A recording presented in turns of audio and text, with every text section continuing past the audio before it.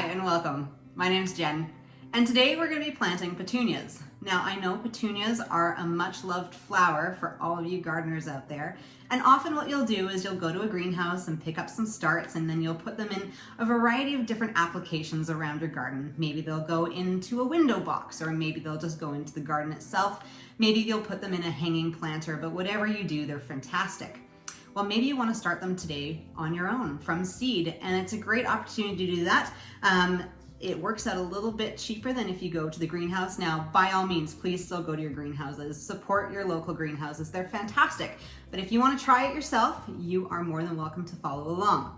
So the first thing you might need is some petunia seeds, and they are really tiny. So often they will come pelleted, I'm not sure how you say that, pelleted, in little pellets. They're covered so that they're easy to see, they are easy to put in the soil, and they're gonna make your life a heck of a lot easier than if you don't get them pelleted. Things that you will need, you're gonna wanna have a tray, and it's gonna have no holes in it. The next thing you're gonna want is a tray with some holes in it. You've got lots of options. See, here is a mushroom container I could probably put some holes in. These ones here I actually got from the dollar store. I had a whole stack of them together. I just flipped them over and I drill holes through them all together at once. You're gonna also wanna have a dome cover for the big tray. And sometimes you can buy these as a set, like the dome and the tray together. So take a look. I can put some links in the description below. The next thing you're going to want is some good grow medium. You want a sterilized grow medium. I use Promix, and again, I'll link that in the description below. I just find it works really great for me. I've never really had any problems with it. The next thing that's really important for petunias, you are going to want a heat mat. Trust me on this one. I've tried it without a heat mat. This is the way to go. So invest in a small heat mat. You can use this for lots of your seed starts. Again, throw it in the link in the description below, so go check it out. If you have one, fantastic. You're gonna want some water, and you're gonna want a light source of some sort. You can find grow lights like this. Sometimes they're pretty inexpensive. Sometimes they don't work as well as others, but I just find this one, it works for me. It does the trick. So yeah, let's get started to pot these guys up. What you're gonna do now is you're gonna take your grow medium and you're going to add some of your water to it. You're not gonna want it too soupy and soppy. You'll kind of know once you start mixing it around. If it gets too damp, just add some more of your grow medium. If it's not quite damp enough, you're gonna want to just add some more water to it. You want it to be firm and stick together once you put it in this particular tray here. You don't want your your seeds to be falling into the grow medium at all, because they actually really require light in this case. So petunias require light. Some seeds you are gonna push into the soil, but this one, it sits on top. So just make sure that your soil is really moist before, because you don't wanna be adding water after and having it soak in and then your little seeds fall into those holes. And then what we're gonna also do is we're gonna bottom water this tray so that the water comes up through those holes that we made, or we're gonna miss the tops of those seeds and the seedlings stay right on top of that soil. Okay, so your next step is gonna be taking that potting medium that you got all prepared, and you're gonna be pouring it right into this tray here. So you got it nice and damp, and it's gonna start sticking together. And then what you're gonna do is just spread it around and press it down really firm into this tray. So once you have it pressed down, it's gonna look like something like this. And then what you're gonna do is you're gonna get your seeds, and if you can find the pelleted ones, go for it, because it makes it so much easier. These guys are really tiny. Get them open here. They usually come in a container like this.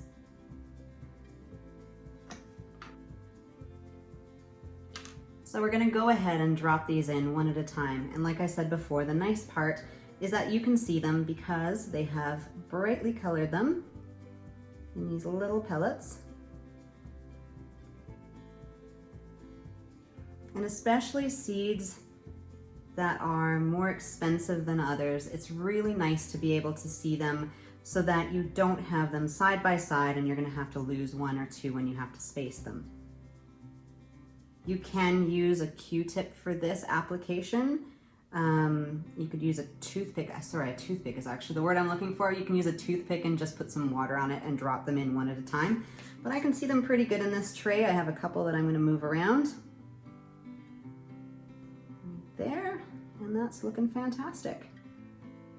Okay, So this particular tray got 50 seeds. Now I am going to be planting some with 500 seeds, and so that's kind of why I choose this option as opposed to starting mine in plugs. I don't have enough heat mats to be able to start all of these with their own if I start them in individual plugs.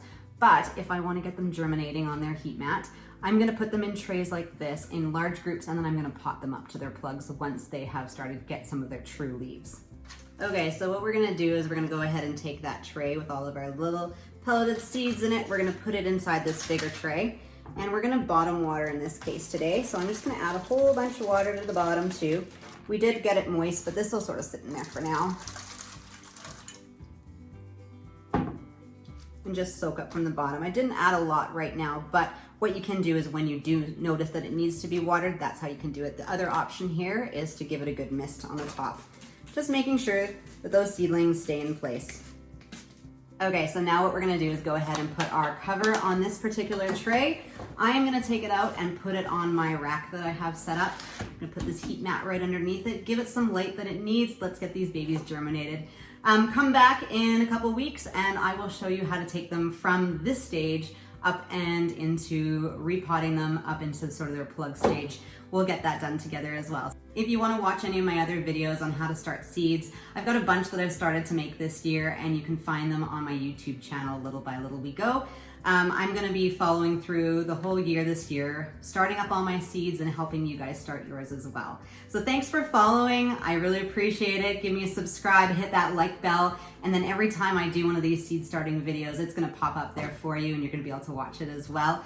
Feel free to go over to Instagram as well. You can find me over there. I've got a lot of content on homesteading, gardening, canning, raising small animals. I'm really excited that you guys found me, and I'm really excited to be able to do this with you. So if there's other videos you guys want to see, throw those ideas in the comments below. I'd love to hear about them, whether they be from starting seed or small animals or canning. I'd love to hear the things that you guys are interested in learning about.